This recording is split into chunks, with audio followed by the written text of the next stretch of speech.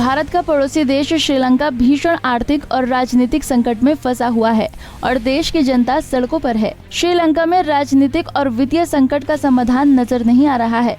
राजनीतिक उथल-पुथल के नियंत्रण में होने के बाद ही वित्तीय संकट को दूर किया जा सकता है। लेकिन सबसे बड़ी दिक्कत ये है कि श्रीलंका के वर्तमान नेतृत्व से देश के लोगों का भरोसा उठ चुका है। लिहाजा देश की जनता ने राष्ट्रपति और प्रधानमंत्री आवास पर कब्जा कर रखा है।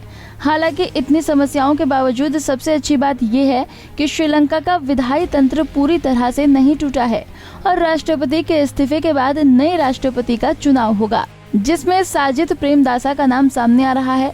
तो इस बीच विपक्ष के नेता साजिद प्रेमदासा ने कहा है कि संवैधानिक रूप से जब प्रधानमंत्री और राष्ट्रपति दोनों इस्तीफा देते हैं तो स्पीकर कार्यवाहक राष्ट्रपति बनता है, लेकिन यहाँ ऐसा नहीं हुआ। प्रधानमंत्री रानिल विक्रमसिंघे को कार्यवाहक राष्ट्रपति नियुक्त कर दिया गया।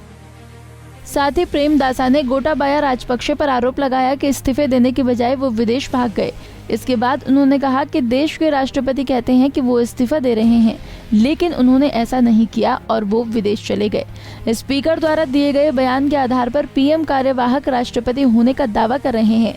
देश में इस समय अराजकता राज कर रही है। इस विशेष स्थिति में संवैधानिकता को मजबूत होना महत्वपूर्ण है। साथ ही संवैधानिक प्रक्रियाओं को लागू किया जाना चाहिए, लेकिन हमने देखा है कि कुछ नेता खुद के राजनीतिक अस्तित्व के लिए मनमानी कर रहे हैं।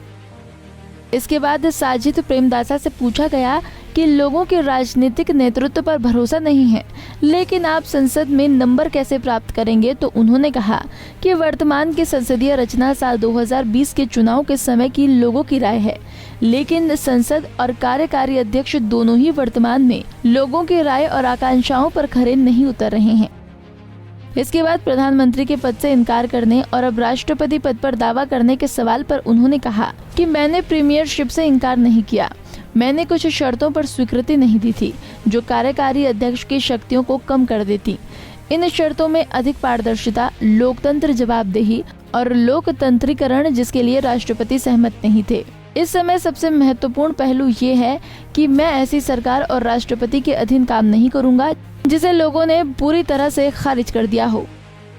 वहीं देश के हालात नहीं सुधरने को लेकर उन्होंने कहा कि राष्ट्रपति चुनाव के तुरंत बाद गोटाबाया राजपक्षे ने सुपर अमीरों को 600 अरब रुपए की छूट दी, जिसकी वजह से जीडीपी 12% से घटकर 4% पर आ गई और राजपक्षे सरकार के आर्थिक फैसलों ने श्रीलंका को आर्थिक गिरावट की इस स्थिति में पहुंचा दिया। इसके अलावा प्रेमदासा ने कहा कि कोविड-19 के दौरान राजपक्षे सरकार की रणनीति ढुलमुल अर्थशास्त्र ने खराब आर्थिक नीतियों को जन्म दिया। इसके साथ ही इस दौरान देश में भ्रष्टाचार भी खूब फैला। आपको बता दें कि श्रीलंका के इतिहास में इस अभूतपूर्ण आर्थिक संकट के बीच भारत की तरफ से मिल रही हर संभव मदद के बीच प्रेमदासा ने कहा कि हम भारत के बहुत आभारी हैं। मैं इस अवसर पर पीएम मोदी, वित्त मंत्री और भारत की जनता को धन्यवाद देना चाहता हूं कि वो लोग हमारी इतनी मदद कर रहे हैं। पंजाब केसरी टीवी के लिए हिमांशु की रिपोर्ट। हमसे जुड़े रहने के लिए हमारे YouTube चैनल को सब्सक्राइब करें और नई वीडियो की नोटिफिकेशन के लिए बेल आइकॉन को दबाएं।